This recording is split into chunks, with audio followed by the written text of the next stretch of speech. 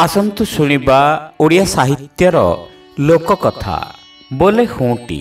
एक राइजरे एक साधव पुओ थिला जे ता भारीजा भारी सुंदरी रूपरे तीनी भुवन आलुओ करिथाए। दिने से नईकी गाधेई जाइछि।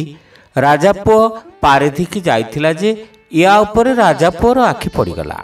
रजा पुओर मन हैला ए तिर्ला को विवाह हेबो बोली। बुझ बुझ से साधव घरर भुआ शुणी साधव एकथा जानी पारिलारु भारीजा को मना कला, तू आउ नई को गाधेई जीवु नाही। एणे रजा पुओ कौन करिथाए ना नई तुठरे खटिया रखिथाए, आपे बसी बनिसी पकाउथाए। गौड़ को कहिथाए से माइकिनिया गाधोई अइला बेले मु ठारी देवी जे तुमे ताकू खटियारे पुरेई नरकू नहीं जीव। साधव बहु आउ जमा पदाकू बाहरे नहीं।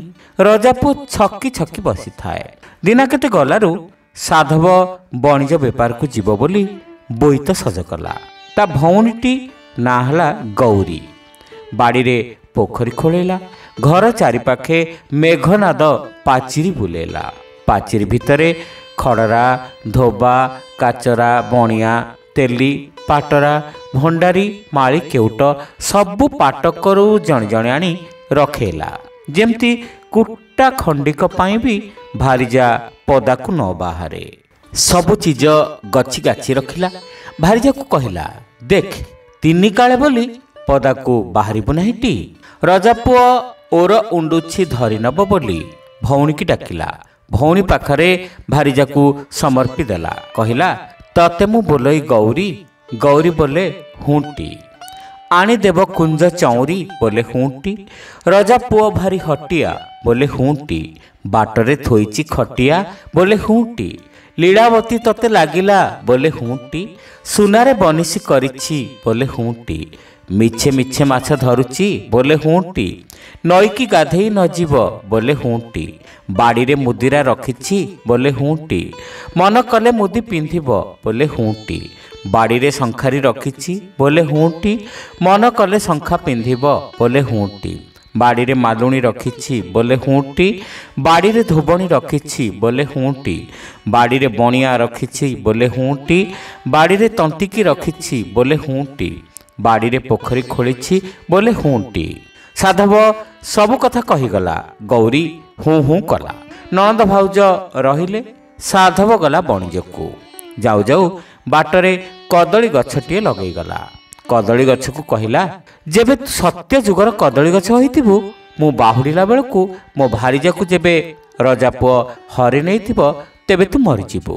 मो भारीजा घरे थिले तू जी थिबु। कदली गछ पोतिला। ए चढ़िला बोईतरे गला। नणंद भाउज दिहे घरे थांती। आपना सुखे पाचिरी भितरे। रजा पुओ से भंडारुणी की लोभ देखेला। आलो मु तते आंजुलाए असरपी देबी। तते घर द्वार तोले देबी। तू साधव भारीजा को फुसिलेई करी नईके आणुनु। भंडारुणी नख चम काटिबो बोली साधव घर को गला। नख काटिला।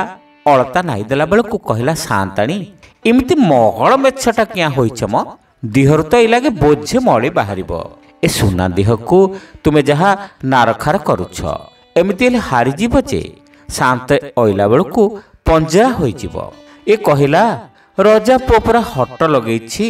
भंडारुणी कहिला, एई उड़ा कथाटाकू गंठी करी बसिछ। पंक कादुआ पानी रे लोटी लोटी ए सुना देह को चूना करी सारिलणी। ए तो एते छंद न जानी भंडारुणी कथारे भूलीगला। गला बाहरी नईकी गाधेई। रजा पुओ तो जगिछि। साधव बोहू नईरू गाधोई करी जेमती कूलको उठिछि सेमती रजा पुओ आसी बाट ओगाड़िला।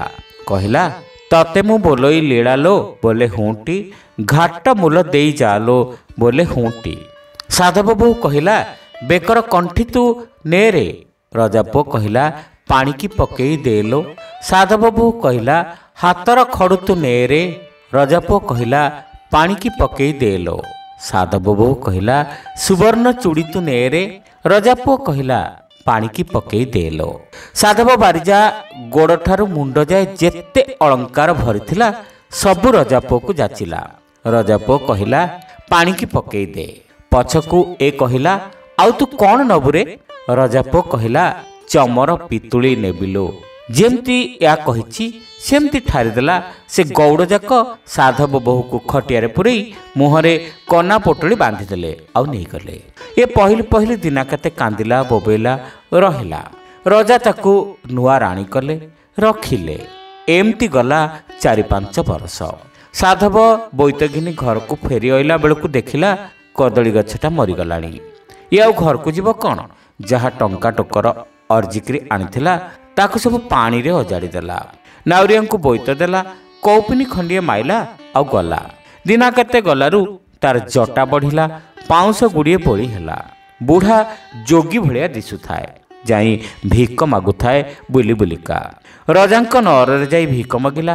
କେନ୍ଦ୍ରାଟି ବଜାଉଥାଏ ଆଉ ବୋଲୁଥାଏ, କେଁ କେଁ କେନ୍ଦେରା ମୁଁ କେତେ ବଜାଇଲି, ଏକା ଲୀଳା ଲାଗି ଯୋଗୀ ହୋଇଗଲି। ରଜାଙ୍କ ଦେହୁଡ଼ିରେ ଭିକ ମାଗିଲା ଯେ ଭିକ ଆଣିଦିଏ ଆଉ ନଉନଥାଏ। କହିଲା, ନୂଆ ରାଣୀ ଭିକ ଦେଲେ ମୁଁ ଭିକ ନେବି, ଆଉ କାହା ହାତରୁ ନେବି ନାହିଁ।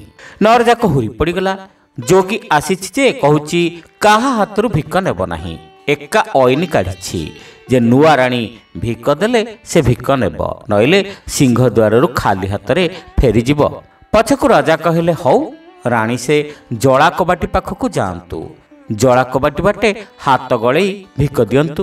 ଏହା କହିଲାରୁ ରାଣୀ ଭିକ ମୁଠାଏ ନେଇ ପଞ୍ଜର ବାଟ ଦେଇ ଗଲାବେଳକୁ ବୁଢ଼ା ଯୋଗୀ ଝୁଲିମୁଣି ଭିତରୁ ଫାର୍ସା ଖଣ୍ଡିଏ ବାହାର କଲା। ଆପଣା ବେକରେ ଚୋଟେ ପକାଇଲା ଆଉ ମରିଗଲା। ମଲାବେଳେ କହିଲା, ଯୋଉ ଲୀଳା ଲାଗି ମୁହିଁ ଯୋଗୀ ହୋଇଗଲି, ସେଇ ଲୀଳା ଲାଗି ମୁହିଁ ହାଣି ହୋଇ ମଲି। ରାଣୀ ଏକା ସେ କଥା ବୁଝିଲେ, ତୁନି ହୋଇ ରହିଲେ। ରଜା ପଚାରିଲାରୁ କହିଲେ, କେଜାଣି ବୁଢ଼ା ଯୋଗୀ କିଆଁ ହାଣି ହୋଇ ମଲା। ରଜା ହୁକୁମ ଦେଲେ, ଚନ୍ଦନ କାଠ, ତୁଳସୀ କାଠ ଆଉ ଘିଅରେ ସେ ଯୋଗୀକି ପୋଡ଼ିଦେବାକୁ। ଯୋଗୀକି ମଶାଣି ହୁଡ଼ାକୁ ନେଇଗଲେ। ନୂଆ ରାଣୀ ରଜାଙ୍କ ସାଙ୍ଗରେ ଲଗେଇଲେ, ଯୋଗୀ ପୋଡ଼ା ହେଲାବେଳେ ଦେଖିଯିବେ ବୋଲି। ରଜା ରାଣୀ ବିଜେ କଲେ। ମଶାଣିରେ ଯୋଗୀ ପାଇଁ ଜୁଇ ଖୋଳା ହେଲା। ମାଡ଼ିଶ ସୁନ୍ଥାଣି ପଡ଼ିଲା। ଯୋଗୀକି ନେଇ ତା ଉପରେ ମୁହଁ ମାଡ଼ି ଆଣ୍ଠେଇ ପକାଇଲେ। ସଙ୍ଗାଡ଼ିଏ କାଠ ମୁହିଁ ଦେଲେ, ମୁଖାଗ୍ନି ଦେଲେ। ଘିଅ ଢାଳିଲାରୁ ନିଆଁ ହୁ ହୁ ହୋଇ ଜଳିଲା। ରାଣୀ କ'ଣ କଲେ ନା, ନିଆଁ ଚାରିପାଖ 7 ଘେରା ବୁଲି ଆଇଲେ। ସେ ନିଆଁ ଭିତରକୁ ଡେଇଁ ପଡ଼ିଲେ।